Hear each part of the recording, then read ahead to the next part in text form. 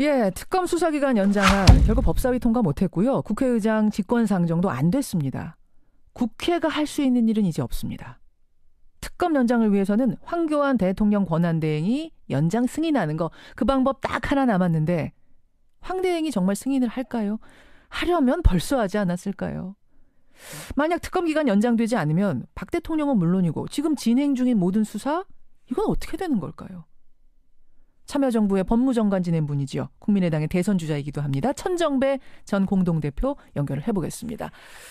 천정배 대표님 안녕하세요. 예, 안녕하세요. 천정배입니다. 이제 딱 한 가지 남았네요. 황교안 대행이 연장 승인하는 거 가능성 있겠습니까?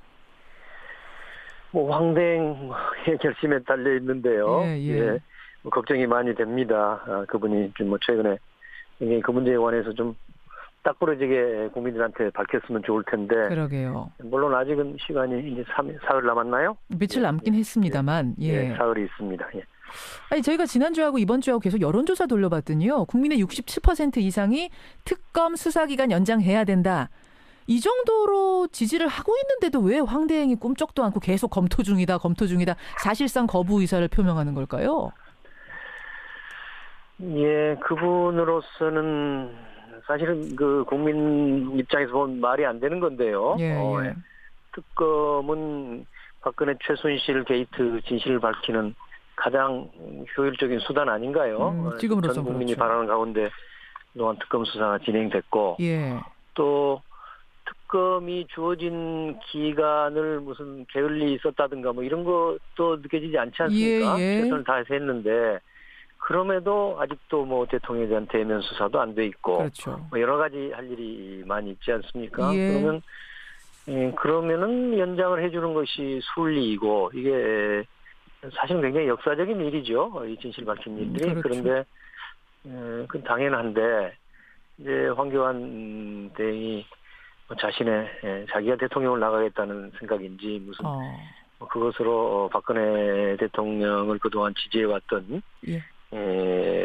그야말로 극단적인 그 조금 수구 세력 이 사람들의 지지를 얻겠다는 것인지 하여튼 저희도 납득할 수 없는 일입니다.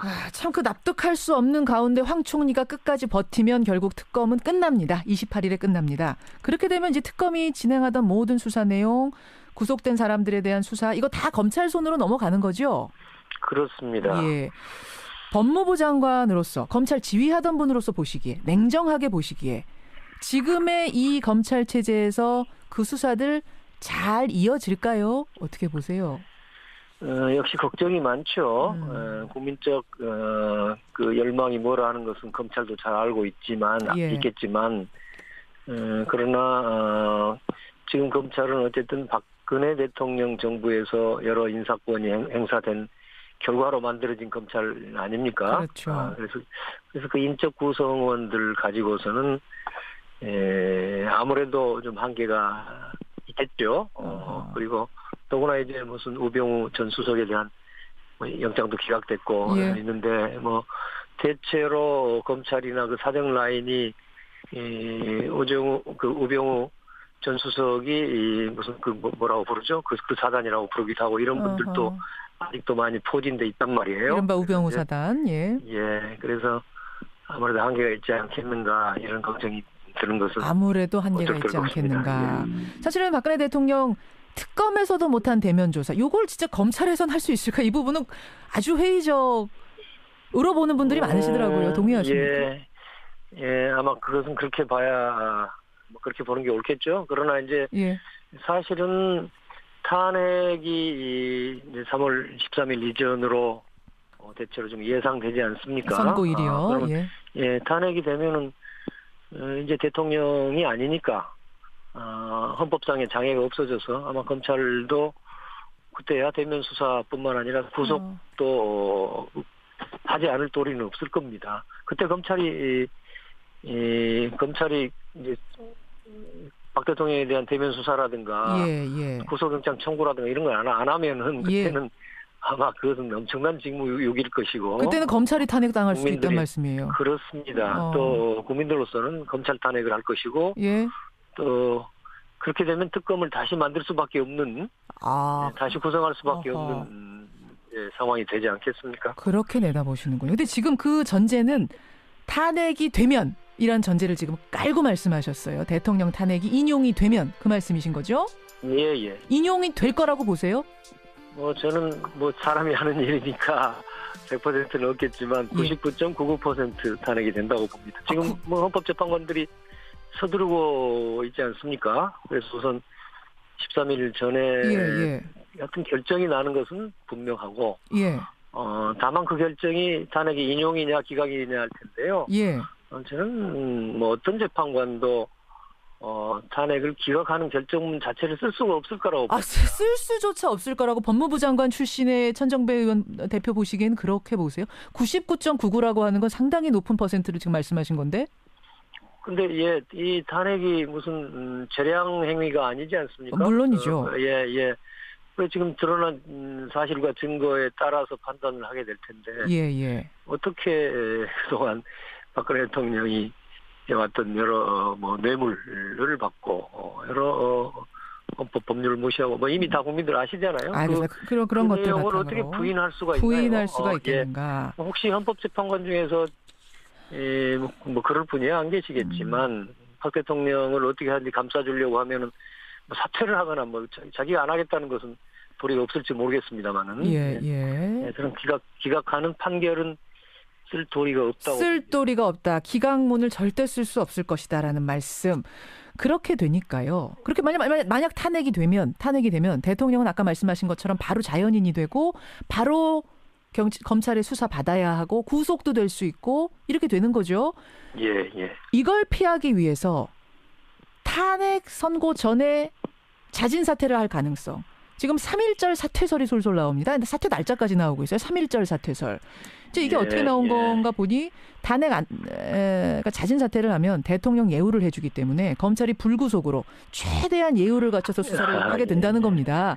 그걸 청와대가 잘 알고 있기 때문에 3.1절 즈음에 특검 수사기간은 만료되고 탄핵은 나오기 직전에 자진 사퇴할 거다.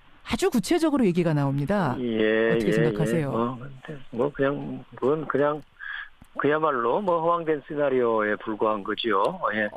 우선 자진 사퇴를 하더라도 탄핵은 계속 돼야 되는 거 아닌가 하는 사실은 실제로 법률가들도 좀 그렇게 보는 분도 많지 않습니까? 그건 정확하게 규정이 없더군요. 좀 분분하더군요. 탄핵 자진 사퇴를 해도 탄핵 심판은 결론을 내야 된다라는 것과 아니다. 그것은 그냥 각하되는 것이다. 얘기가 좀 분분하더군요. 이게 그냥 개인 간의 소송이라면 각하될 수 있겠지만은 사실은 지금 탄핵은 단순히 무슨 박근혜라는 한 개인의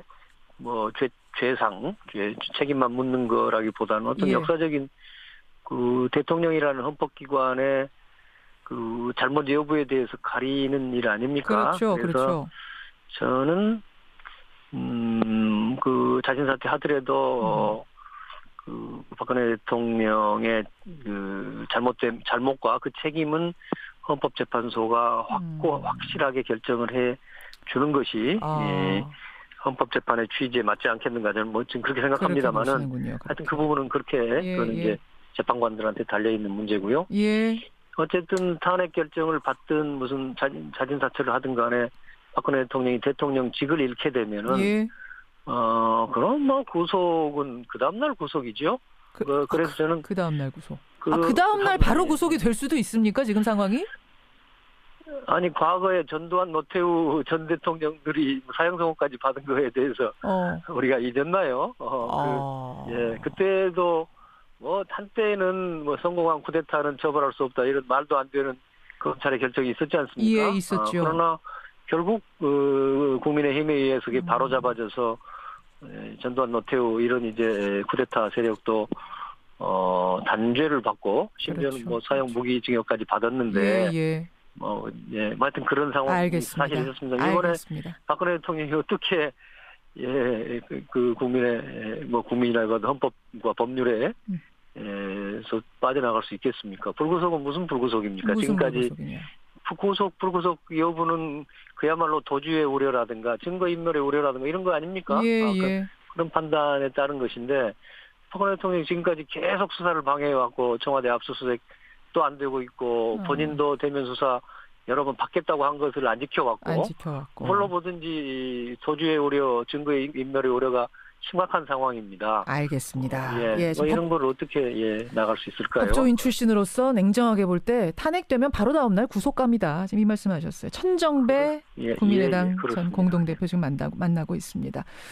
그나저나 이 얘기도 좀 여쭤봐야 될 것 같아요. 오늘 뭐 워낙 뜨거운 이야기가 있어서 먼저 좀 여쭤봤습니다만 어떤 얘기인고 하니 탄핵 심판 결론 나면은 탄핵이 인용되면 대선은 5월 달 되는 거 아닙니까? 그렇습니다. 천정배 전 대표 역시 경선 출마하셨어요. 예. 내가 국민의당 대선 후보가 돼야 하는 이유 짧지만 굵게 청취자들께 설명해 주시죠. 예, 지금 국민들은 정말로 깨끗하고 정의로운 나라, 국민들이 함께 잘 살 수 있는 상생의 나라로 대한민국이 탈바꿈하기를 그야말로 열망하고 계시지요. 예.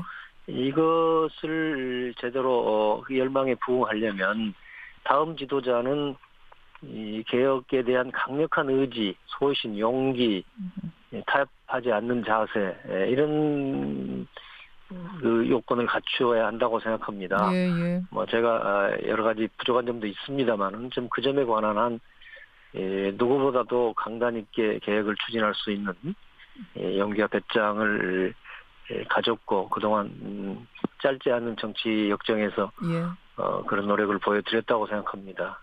그 점에 있어서는 제가 충분히 국민의 열망에 부응할 수 있습니다. 예, 안철수 손학규 고문에 비해서는 조금 부각이 안 되는 면이 있습니다. 국민의당 경선 주자 가운데 좀 서운하진 않으세요? 정치인이니까 이제 뭐 국민들의 생각을 겸허하게 늘 받아들여야 되겠죠. 저로서 최선을 다하고 또 앞으로도 상당한 기회가 있을 수 있다고 생각합니다. 자신 있으십니까? 네, 저로서는 나름대로 자신 있게 뛰고 있습니다. 예, 오늘은 일단 여기까지 말씀 듣는 것으로 하고요. 또 한번 모시도록 하죠. 고맙습니다. 예, 감사합니다. 예, 국민의당 대선 주자입니다. 천정배 전 대표였습니다.